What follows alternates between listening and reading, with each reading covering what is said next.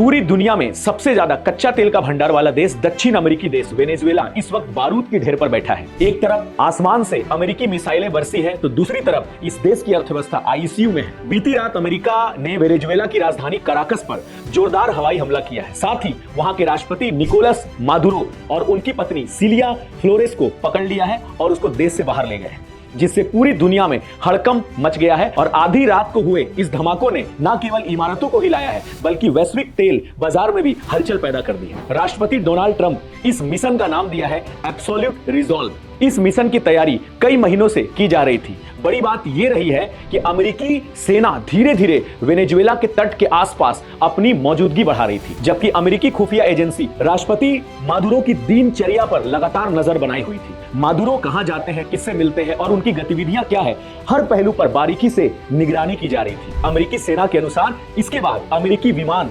Venezuela के हवाई क्षेत्र में दाखिल हुए। सभी विमान बेहद निचली उड़ान भर रहे थे ताकि उन्हें ट्रैक ना किया जा सके। बताया जा रहा है कि करीब 150 अमेरिकी एयरक्राफ्ट इस मिशन का हिस्सा बने थे। इसी दौरान अमेरिका की जो डेल्टा फोर्स के कमांड है, उन्होंने राष्ट्रपति मादुरे के आवास को घेर लिया। रिपोर्ट के मुताबिक मादुरे ने अपनी घर का दरवाजा बंद करने की कोशिश की, लेकिन वो सफल नहीं हो सके। इसके बाद अमेरिकी हेलीकॉप्टर के जरिए मादुरे और उनकी पत्नी को वेनेजुएला से बाहर ले जाया गया। पहले उनको एक सुरक्षित स्थान पर और फिर बाद में उसको न्यूयॉर्क ले जाया गया। अमेरिकी राष्ट्रपति डोनाल्ड ट्रंप इसके पीछे की वजह ड्रग सप्लाई और लोकतांत्रिक संकट बता चुके हैं। अमेरिका का कहना है कि वेनेजुएला भारी मात्रा में अमेरिका में ड्रग्स की तस्करी कर रहा है और वेनेजुएला से प्रवासियों की भी एंट्री हो रही है। इतना ही नहीं, वेनेजुएला में मादुरो सरकार आने के बाद लोकतंत्र कमजोर हुआ है, जिस कारण वेनेजुएला के तेल पर प्रतिबंध भी लागू है। वेनेजुएला की राष्ट्रपति मादुरो ने भी आरोप लगाया है कि अमेरिका वेनेजुएला पर पूरा कंट्रोल करना चाहता है। दरअसल वेनेजुएला की सरकारी तेल कंपनी